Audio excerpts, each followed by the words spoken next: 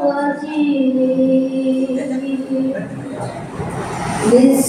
الله الرحمن الرحيم আসসালামু আলাইকুম ভিউয়ার্স এবং সম্মানিত মা বাবারা, আপনারা সবাই আশা করি ভালো আছেন এবং ভালো দলে আছেন। আমি আল্লাহর রহমতে ভালো আছি। আজকে দেখতে পাচ্ছেন যে ভিডিওতে তাদাব্বুর ফাউন্ডেশন একটি সামাজিক কল্যাণ প্রতিষ্ঠানের উদ্যোগে ইসলামিক গান, গজল ও কিরাত প্রতিযোগিতা অনুষ্ঠান অনুষ্ঠিত হয়। উপস্থিত হন উলামা হযরত এবং তাদাব্বুর ফাউন্ডেশনের প্রতিষ্ঠাতা এবং বিভিন্ন ধরনের ছাত্র ছাত্রী যারা আর কি এই বাছাইকৃত সঙ্গীত এবং গজল অনুষ্ঠানে উপস্থিত হন।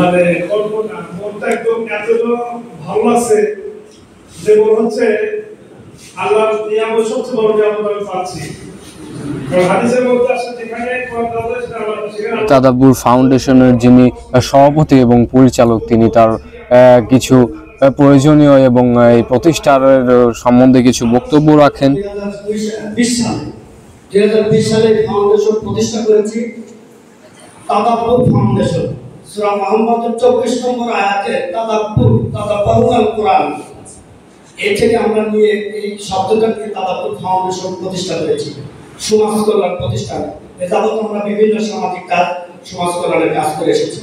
এবার আমরা ইসলামিক গান, গজলের সঙ্গীত বাছাই করছি। আপনারা এটা এই প্রতিষ্ঠান শুধু আমরা প্রতিষ্ঠা করতে আমাদের না, তাদের উদ্দেশ্য ইসলামিক একটি রাষ্ট্র সংগঠন এবং অশ্লীলতা দূর করা। কিছু মূল্যবান বক্তব্য রাখেন মোহাম্মদ সাগর হোসেন, যিনি এই তাদাব্বুর ফাউন্ডেশনের কেশিয়ার।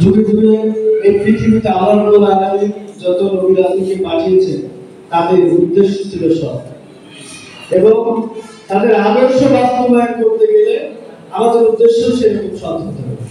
এজন্য আমরা আমাদের একটা সামাজিক ফাউন্ডেশনের মাধ্যমে আমরা শুধু এই বাংলাদেশ না, আমরা গোটা পৃথিবীতে পৌঁছে দিতে চাই সৎ চিন্তা ভাবনা। আগামীর ভবিষ্যতে ছাত্রদেরকে অনুপ্রাণিত করতে, মোটিভেট করতে কিছু গুরুত্বপূর্ণ কথা রাখেন মোহাম্মদ নিজামউদ্দিন। মাদ্রাসার সাথে অনেক বেশি সম্পর্ক, মাদ্রাসার স্টুডেন্টদের সাথে আমার খুব ভালো সম্পর্ক। আর তোমাদের জন্য শুভকামনা থাকলো। আজকে যে বাছাই করবে, তোমরা এখান থেকে কিছু মানুষ বা কিছু স্টুডেন্ট বাছাই হয়ে পরবর্তী যে প্রতিযোগিতা, সেই প্রতিযোগিতাতে যাবে তোমরা। তোমাদের জন্য শুভকামনা থাকলো, তোমরা আরো ভালো করে চেষ্টা করো, যাতে তোমরা ভবিষ্যতে ভালো কিছু করতে পারো।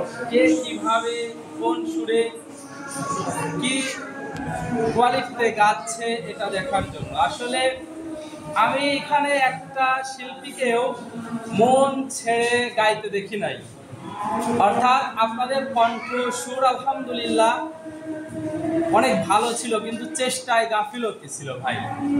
অতএব আজকে বাছাই পর্ব চললো, আমি আশাবাদী। মোহাম্মদ ইমন হোসেন, মোটামুটি তার কথা শুনে আপনারা বুঝতে পারতেছেন যে সবার মধ্যে ট্যালেন্ট আছে, প্রতিভা আছে। নির্দিষ্টভাবে কেউ কোনো রকম আর কি তার ট্যালেন্ট বা প্রতিভাটা প্রকাশ করতে পারতেছে না। আগামীতে সবার কাছ থেকে ভালো কিছু আশা করেন মোহাম্মদ ইমন হোসেন।